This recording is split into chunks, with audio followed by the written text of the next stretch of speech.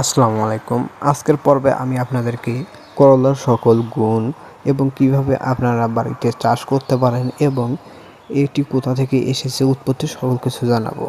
করলা কিন্তু একটি তিক্ত জাতীয় ফল হলেও এটি অনেকেই পছন্দ করেন এবং অনেকের এটি ফেভারিট।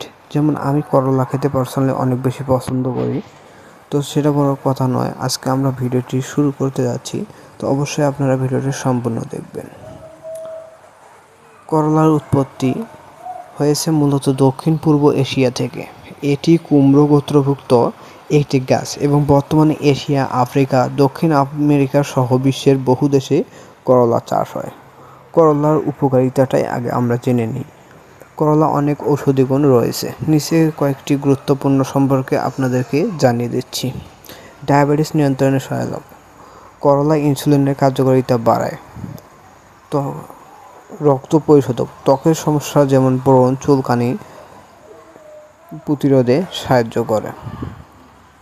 হজমে সহায়তা করে। করলা পেট পরিষ্কার রাখতে সাহায্য করে এবং কোষ্ঠকাঠিন্য কমায়। ওজন কমাতে সহায়ক। ক্যালোরি কম, ফাইবার বেশি থাকায় ওজন কমাতে সাহায্য করে। ইমিউন সিস্টেম উন্নত করে। অ্যান্টিঅক্সিডেন্ট সমৃদ্ধ, যা রোগ প্রতিরোধ ক্ষমতা বাড়ায়। ক্যান্সার প্রতিরোধে সহায়ক। কিছু গবেষণায় দেখা গেছে করলার নির্যাস ক্যান্সার কোষের বৃদ্ধি প্রতিহত করতে পারে। এখন আমরা করলার রোপণ পদ্ধতি সম্পর্কে জেনে নিই। প্রথমে জমি প্রস্তুত করব। জমি প্রস্তুত করার জন্য উঁচু পানি নিষ্কাশনযুক্ত দোআঁশ বা বেলে দোআঁশ মাটি উপযোগী। প্রতি শতাংশ 8 থেকে 10 কেজি গোবর মিশিয়ে চাষ করা ভালো। এখন বীজ বপন করতে হবে।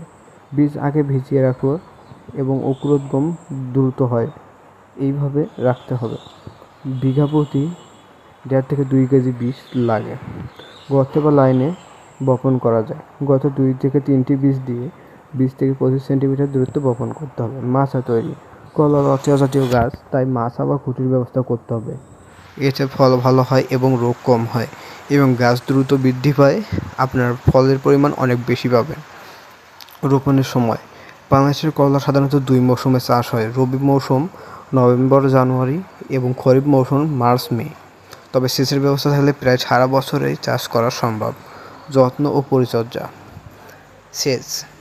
শুষ্ক সময়ে প্রতি 7 থেকে 10 দিন একবার সেচ দিতে হয়। গোড়া পরিষ্কার, আগাছা পরিষ্কার রাখতে হবে নিয়মিত। আগাছা থাকলে আপনি কখনোই ভালো ফসল পাবেন না। সার ব্যবস্থাপনা। গোবর কম্পোস্ট সার বিঘা প্রতি 800 থেকে 1000 কেজি দিতে হবে।